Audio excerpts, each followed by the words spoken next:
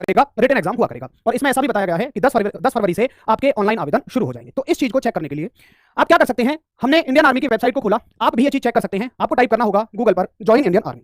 आप गूगल पर टाइप करेंगे सिंपल इंडियन आर्मी, जो पहला लिंक आएगा उस पर आप क्लिक करेंगे ज्वाइन इंडियन आर्मी। ये लिंक आपको इंडियन आर्मी की ऑफिशियल वेबसाइट पर लेकर जाएगा, जहां पर आपको यहां लिखा हुआ दिखाई देगा अग्निपथ। कुछ इस तरह से आपको दिखाई देगा अग्निपथ। अग्निपथ में एक ऑप्शन आपको दिखेगा जो पहले कभी नहीं हुआ करता था, प्रैक्टिस सेट के नाम से, प्रैक्टिस टेस्ट के नाम से।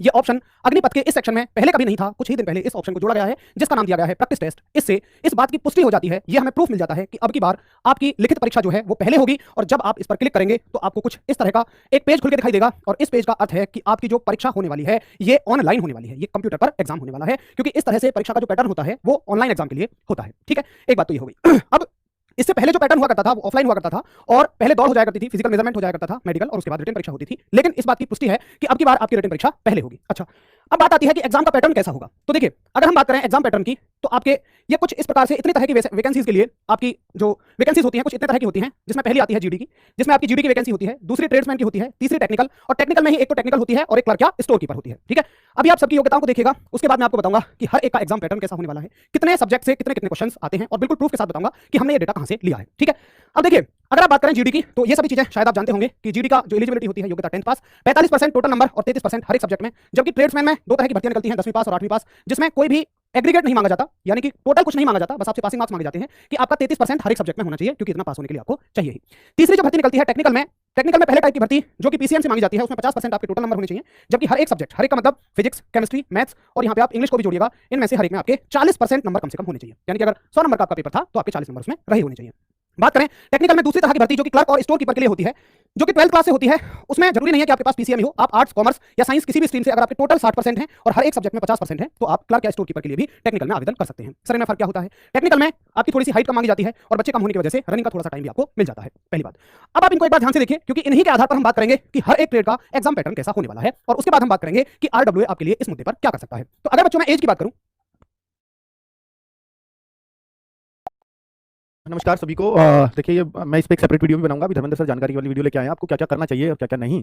उसके लिए बच्चों मैं आपसे एक बात ये कहना चाहूंगा कि अब तक रिटर्न करने से, और थोड़ा सा मैं कहूंगा अग्निवीर की तरफ बच्चों का रुझान भी कम हो जाने की वजह से, थोड़ा सा जो कंपटीशन था वो दौड़ का, जिसमें बच्चे बहुत ज्यादा डरते थे, मेडिकल बहुत हार्ड होता था, वो दोनों चीजों में फर्क आएगा। क्योंकि 6:40 में इसकी दौड़ का टाइम हमेशा रहा है, वो सॉरी 5:40, 5 मिनट 40 सेकंड में 1600 मीटर होती है। लेकिन होता क्या था कि 250 बच्चों को एक साथ दौड़ा देते थे, उनमें से आगे के 5, 7, 8, 10 पकड़ने हैं, बाकी सबको फेल कर देना है। अब वो चाहे वो 5 मिनट 10 सेकंड में आए या 5 मिनट 20 सेकंड में आए, इनको फिर 5:40 से मतलब ही नहीं रह जाता। तो इस तरह की एक अफवाह कहिए या सच्चाई कहिए, यही रही है आज तक।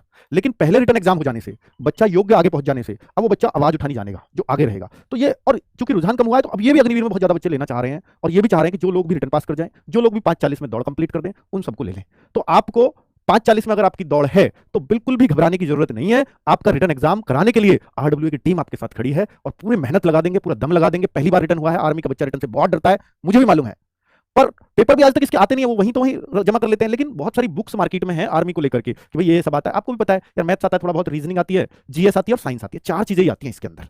ठीक है, और कितना कितना डिवाइड, वो पूरा एक डिटेल वीडियो बना देंगे, अभी सर बता भी देंगे। आप देखिए, जनरल नॉलेज में 15 क्वेश्चन जो आते हैं 15 मार्क्स के, 15 क्वेश्चन जनरल साइंस के 15 मार्क्स के, 15 क्वेश्चन मैथ्स के 15 मार्क्स के, और 15 क्वेश्चन रीजनिंग के। और मैथ्स कौन सा? अर्थमेटिक मैथ्स होता है बच्चों। तो कुल मिलाकर के 60 मार्क्स का पेपर होता है, और इसमें मेरे ख्याल से 60 मिनट 45 मिनट मिलते हैं, 45 60 मिनट से। चलिए, बहुत बढ़िया। तो ये बहुत अच्छे से आपकी इसकी चिंता मत करिए, ये बिल्कुल हमारी मुट्ठी में है। इसको बिल्कुल मुट्ठी खोलते ही ना आपको लगेगा पूरा आर्मी वाला पेपर दे दिया हमने। ठीक है बच्चों, और आगे अगर ट्रेडमैन की बात करें, जो 10th और 12th 8th क्लास तक एलिजिबिलिटी होती है, general knowledge 15 question, reasoning 5 question, science 15 question, maths 15 question. ये 2 तरह के टेस्ट होते हैं, एक टेक्निकल का, एक जो है क्लर्क या स्टोर कीपर का टेक्निकल, ये इसको कह सकते हैं। ठीक है बच्चों, तो कुल मिलाकर के जो आर्मी जीडी की भर्ती होती है वो तो यही है ना, आर्मी जीडी, हाँ आर्मी जीडी की, सॉरी। और ये ट्रेडमैन की हो गई, और आगे है टेक्निकल का। हाँ, तो टेक्निकल में अगर आप देखेंगे पीसीएम वगैरह के जो बच्चे हैं, general knowledge 5 question, reasoning 5, physics 15 question, maths 15 question, chemistry 15 question. यहाँ जो मैथ्स है वो 11 12 का लेवल का पूछा जाता होगा जरूर, जैसे एक्स ग्रुप में पूछा जाता है बच्चों। और यहाँ की मैं बात करूँ टेक्निकल की, क्लर्क स्टोर कीपर की, तो यहाँ general knowledge 5 question, general science 5 question, math 10 question, computer 5 question, English 25 question. क्योंकि क्लर्क की बात आती है तो इंग्लिश चाहिए, कंप्यूटर चाहिए।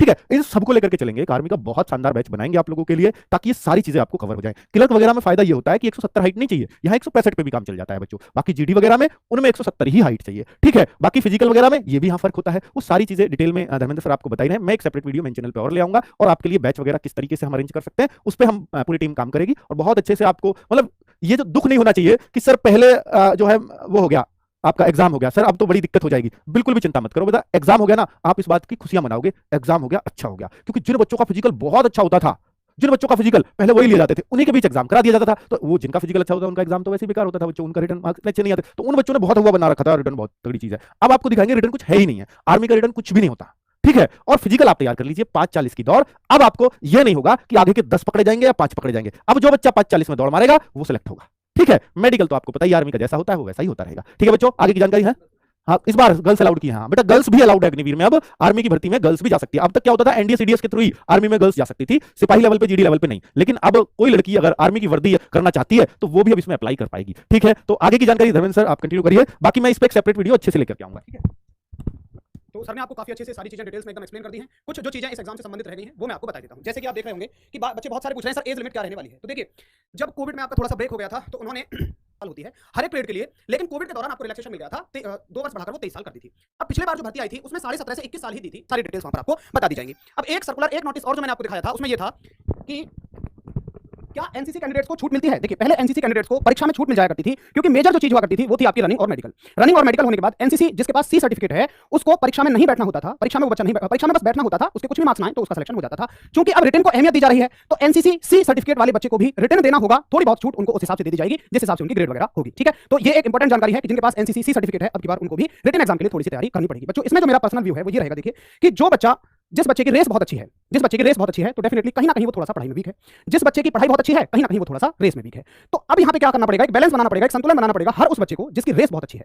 जिस बच्चे की रेस बहुत अच्छी है अगर उसने पढ़ाई पर थोड़ा सा फोकस करके रिटन एग्जाम निकाल लिया तो बच्चों मैं लिख के देता हूं उसके सिलेक्शन को तो कोई नहीं रोक सकता, क्योंकि जो बच्चे रिटन निकाल के जाएंगे बहुत सारे बच्चों का फिजिकल बहुत अच्छा नहीं होगा, रेस बहुत अच्छी नहीं होगी। अगर मैं बात करूं कि पेपर के पैटर्न की, तो पैटर्न सर ने आपको बता ही दिया सारी चीजें। अगर मैं बात करूं लेवल की, तो लेवल को चेक करने के लिए बच्चों आप यहां एक बार देख लें, लेवल को आप यहां खुद से चेक कर सकते हैं। जितनी सारी मैंने आपको वैकेंसीज बताई हैं उनके सबके प्रैक्टिस सेट आपको जॉइन इंडियन आर्मी की वेबसाइट पर दिए हुए हैं। आप एक बार खुद क्वेश्चंस को उठाकर देखना।